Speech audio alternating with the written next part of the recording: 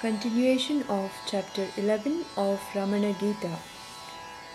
Sandeha bahavo nadha sisyanam varitastvaya imam cha mama sandeham nivarayitumarhasi. Bhagavan, you have dispelled many doubts of your disciples. Kindly remove the doubt which arose in my heart. Jnanasya chapi siddhinam virodha kim parasparam utaho kopi sambandho vartate munikunjara.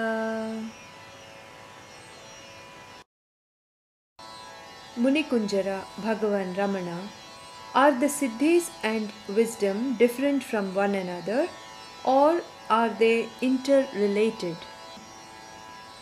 Mayaivam Bhagavan Prishto Ramano Nutipurvakam Gambhiraya Drusha Vikshya Mamidam Vakyam Abravit. After I praised Bhagavan and questioned him, Bhagavan looked at me majestically and replied thus: Sahajam sthitimarudha स्वभावेन दिने दिने तपश्चरति दुर्घर्षं ज्ञानिष्ठा सहजात्मनि.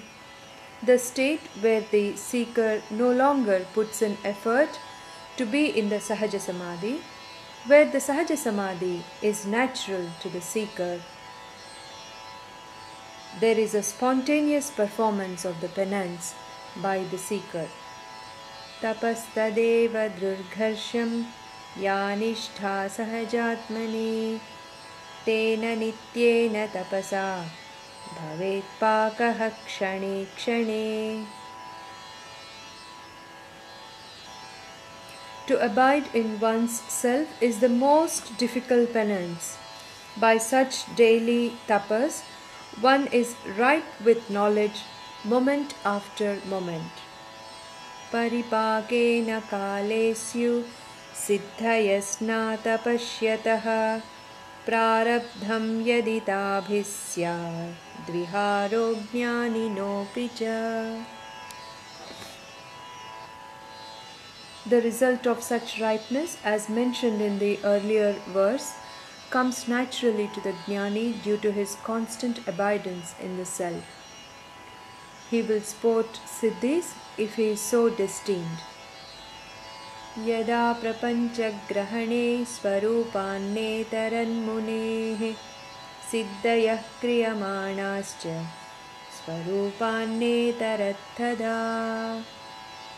The Muni or Jnani do not perceive the world as different from their self. Even when they are using the siddhis, they do not consider them as separate from the all-pervading self.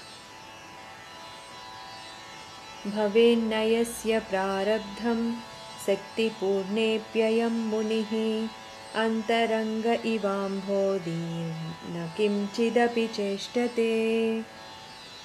If the jnani is not destined to exercise siddhis, he will remain like the waveless ocean, even though he is a treasure house of siddhis or powers. Nanyam mrugayate margam nisargadatmani sthitaha sarvasamapi saktinam samashtisvatmani sthitihi. The jnani who is completely absorbed in the self need not go in search of the self in any other paths. To remain in the self and as the self is to be the storehouse of all siddhis. Aprayatnena tu tapas sahaja sthitiruchyate sahajayam sthitau paka chattinam udbhavo mataha. Effortless state of self-abidance leads to the birth of siddhis or powers.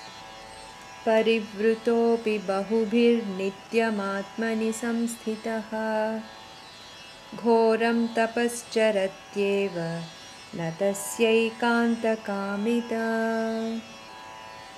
Jnani who is abiding in the self is always in solitude, even though he is in the midst of crowds.